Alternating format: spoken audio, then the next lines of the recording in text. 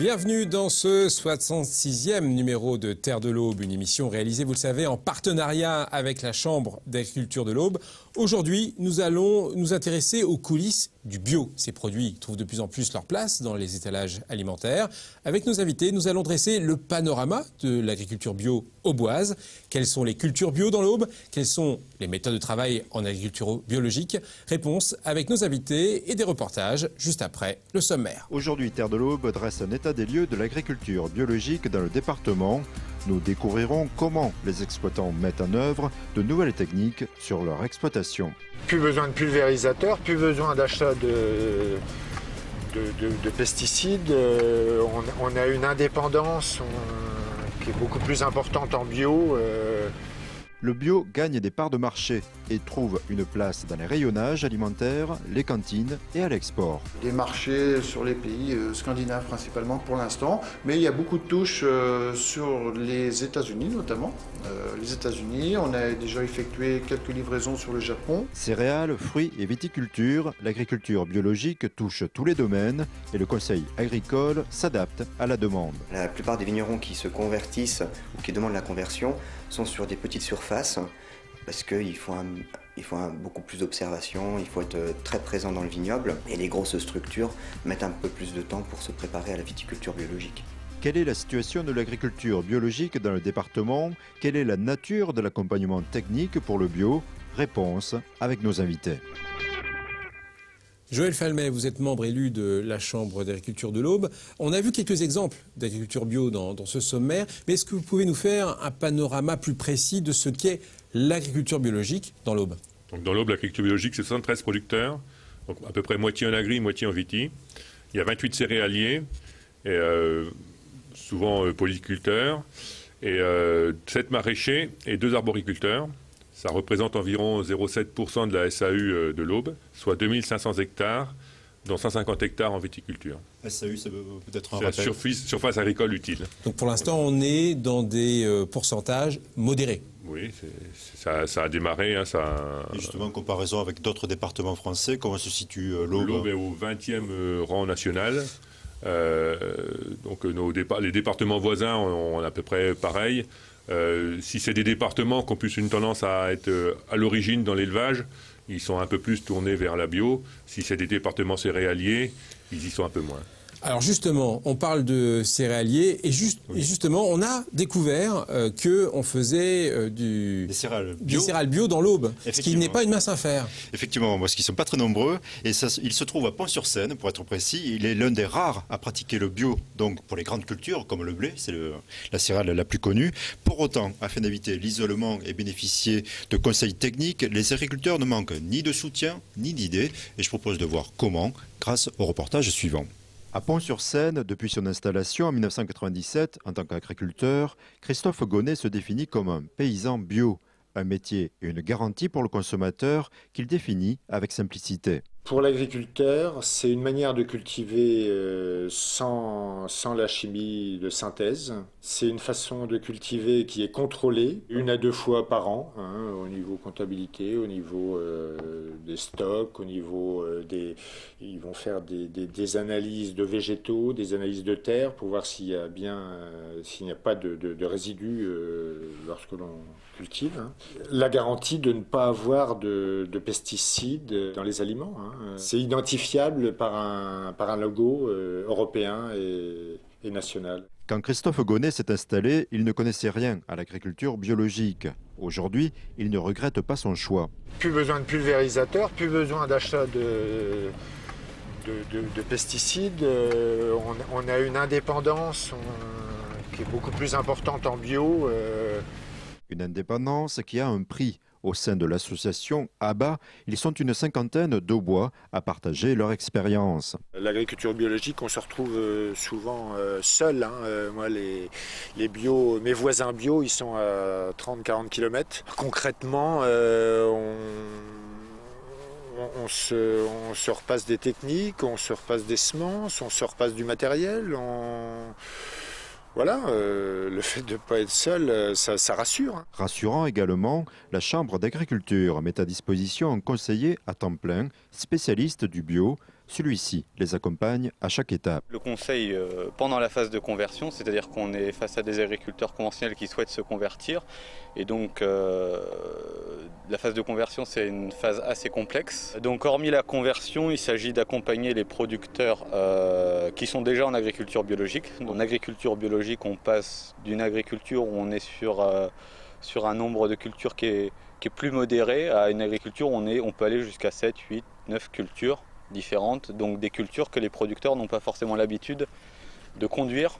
Donc l'accompagnement est nécessaire sur ces cultures en particulier. Tout aussi important aux yeux de Christophe Gonnet, l'ouverture au grand public. Le 2 juin prochain, par exemple, il participe à une visite de ferme à Lantage. Éleveurs, agriculteurs, vignerons bio du département seront présents afin de s'interroger avec les visiteurs sur la manière de se nourrir. Anthony de Kemener, vous étiez dans le reportage. Je le rappelle, vous êtes le conseiller bio à la Chambre d'agriculture. Oui, c'est ça. On l'a vu dans le reportage, cet exploitant s'est installé en 97, mais finalement, l'agriculture biologique, elle existe depuis quand? Alors, l'agriculture biologique, c'est une chose très ancienne. Hein. Les fondements de l'agriculture biologique, c'est les années 20, les années 30 et les années 40, hein, avec Steiner, Müller ou Howard. Hein. Par contre, avant-guerre, c'était surtout une affaire suisse, allemande et anglaise. Et en France? Et en France, c'est que dans les années 60 que l'agriculture biologique fait ses premiers pas. Et c'est qu'en 1981, avec le premier cahier des charges français, qu'elle est reconnue officiellement par l'État. Alors, quels sont les principes fondamentaux de l'agriculture biologique? Comment on fait du bio? Alors, le principe fondamental, il est régi par le cahier des charges, c'est-à-dire la non-utilisation de produits de synthèse, à la fois pour la fertilisation des cultures, mais aussi pour les traitements phytosanitaires ou les traitements herbicides. Ça, c'est la règle 1. Donc ça, c'est la règle 1. Ensuite, il y a des règles agronomiques qui sont issues de ces règles réglementaires, donc qui sont la mise en place de rotations, donc de rotations longues et diversifiées, qui permettent de s'affranchir en fait de ces produits de synthèse. Ce qu'il faut comprendre que si une plante revient souvent dans les parcelles, à force il y a une maladie, hein, c'est ça? Alors plus une plante revient souvent dans la rotation, plus on s'expose à des risques sanitaires et des risques d'adventice, en fait, de mauvaises herbes. Et au final, est-ce que l'agriculture biologique, ce sont des pratiques plus compliquées, complexes que l'agriculture conventionnelle? C'est d'une part en partie plus complexe car ça fait appel à des processus agronomiques que les producteurs n'avaient plus l'habitude d'utiliser sur leurs parcelles. Donc il y a un réapprentissage en fait de certains principes agronomiques. C'est en ce sens que c'est plus compliqué. Alors Benoît Lermite, vous êtes agriculteur bio, à la fois céréalier, à la fois maraîcher et aussi éleveur du côté de Véricourt. Alors quels sont les débouchés des grandes cultures, puisqu'on parle des grandes cultures actuellement, les grandes cultures bio avant d'arriver dans nos assiettes? Donc les grandes cultures, donc les céréales en fait, sont écoulées via une coopérative. Donc c'est circuit long en fait, coopérative bio. Donc les filières sont déjà en place? Les filières sont déjà en place. Les coopératives sont assez récentes, mais elles sont en place.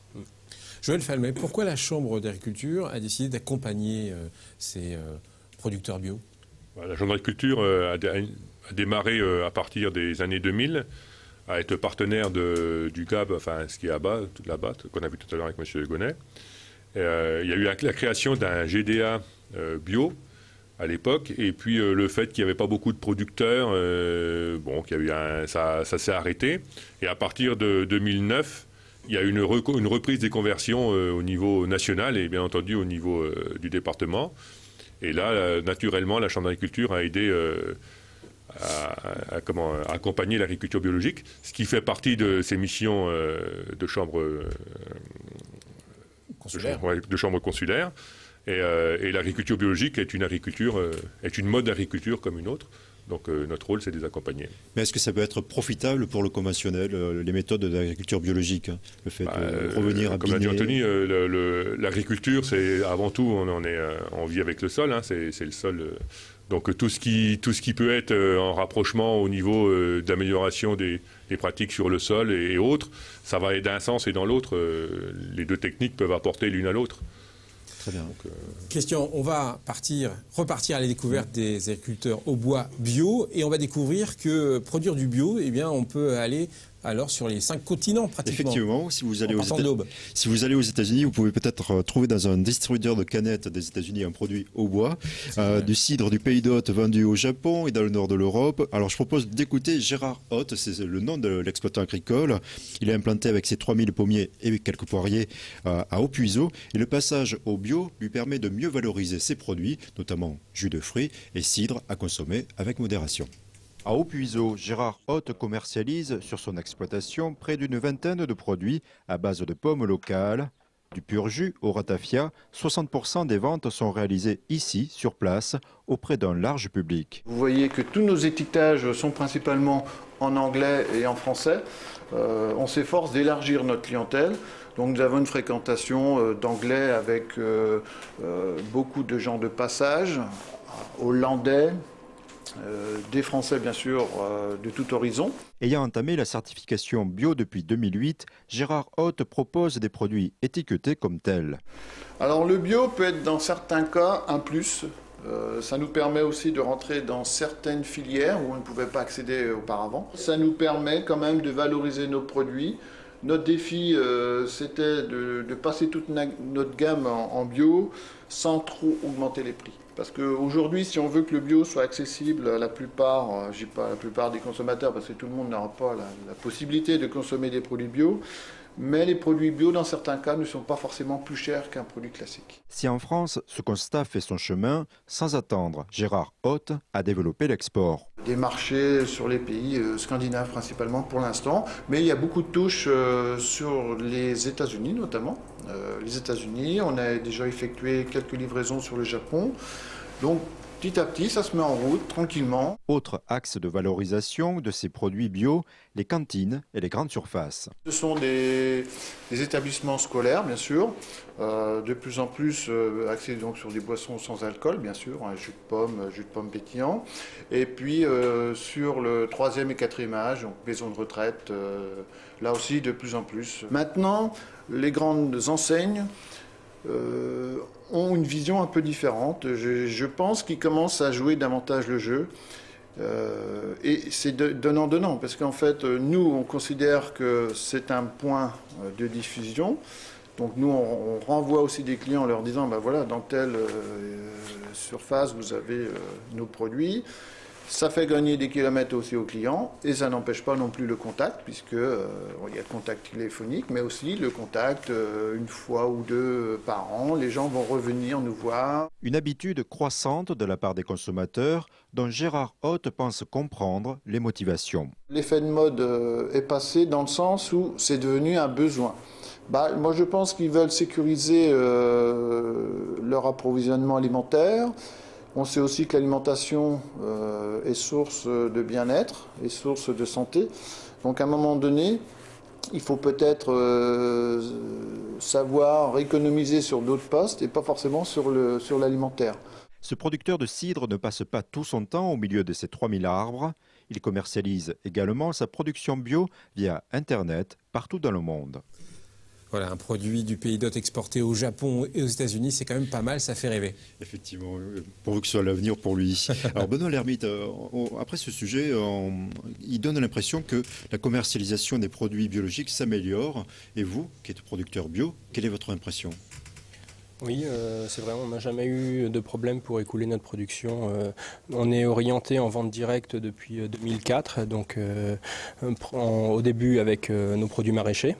Et puis depuis 2 ans, on vend sur les marchés de la viande bio, viande de porc, viande d'agneau et puis charcuterie. Bref, un agriculteur bio, il est sûr d'écouler sa production. Oui, enfin, nous on n'a jamais eu de problème pour écouler notre production. Non. Très bien. Anthony Lekemener, y a-t-il selon vous un risque sur l'environnement avec les techniques bio finalement ? On dit le conventionnel, bon ça peut arriver, et le bio dans tout ça, si on fait tout et n'importe quoi, est-ce qu'il peut y avoir un risque pour l'environnement ? Alors du fait du cahier des charges de l'agriculture biologique, dans lequel on n'a pas le droit d'utiliser de produits synthèse, herbicides et phytosanitaires, ce problème n'est pas rencontré en termes d'environnement.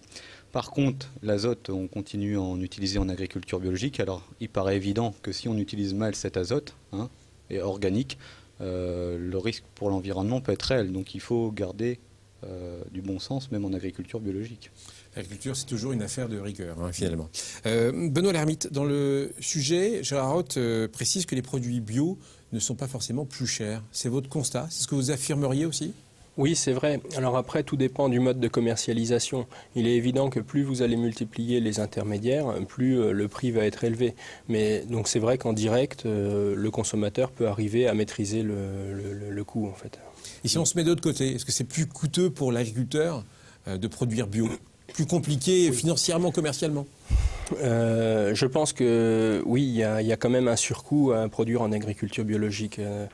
En maraîchage, principalement dû à la main-d'œuvre. Parce que, donc, comme on n'utilise pas d'herbicides, on désherbe tout à la main ou mécaniquement, mais ça engendre un surcoût. Oui. Donc c'est un acte volontaire quelque part. C'est vraiment quelque chose qu'il faut supporter financièrement, commercialement. C'est pas si évident que ça. Oui, c'est un engagement personnel. Oui, c'est...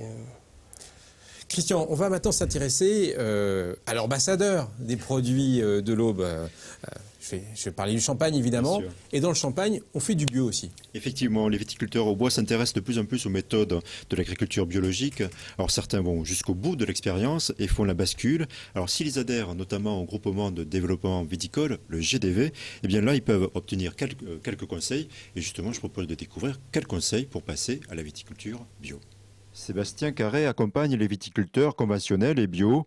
Les exploitations bio représentent 2% des surfaces. C'est peu, cependant, leur nombre progresse. Il y a 10 ans, il y avait peu d'accompagnement technique.